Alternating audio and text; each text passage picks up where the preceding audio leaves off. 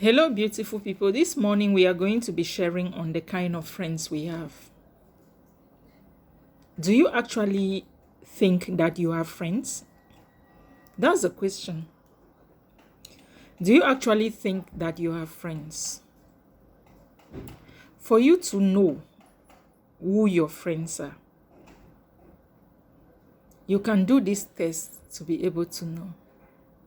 Put a call through a friend that you thought you could count on and express your need and see how many will come through for you. Put a call through someone you call your friend. Express a need that you know that it's within their reach, that they can do it. Express that need and see how many of them will come through for you.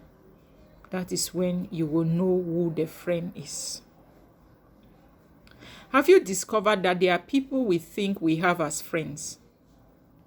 When in need, especially when it comes to financial, when you're financially down, you put a call through, nobody wants to attend to you. You may have friends, but very few will avail themselves to rescue you financially when it comes to real world, real life challenges. Very few or even none will be able to bail you out financially. And so if you're out there and you have been hanging with a crowd in the name of friends, my dear, you need to have a second thought. You need to have a second thought. You may just have a crowd around you, but you don't have a friend.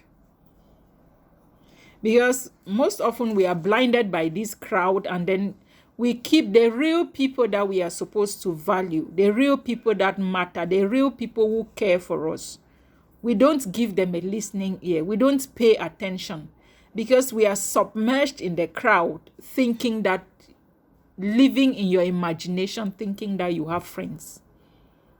Real friends are those you can call on and they will bail you out in real time when it comes to critical situations. Those are the people you can call your friends. People that will not think twice. If they cannot do it, they will look for another way of doing it to bail you out or to see you through. Those are the people you call your friends. If you don't have such people, or if you can't have such people in time of need, know that all the people you've been hanging around with, it's a crowd. You don't have any friend. Not everyone is going to be there for you when you need them the most. Take note, not everyone. Just remember that when you feel alone, there will always be one person to take care of you. Do you know that one person? That only one person to take care of you is yourself. Start learning to depend on yourself and depend on God than depending on human being.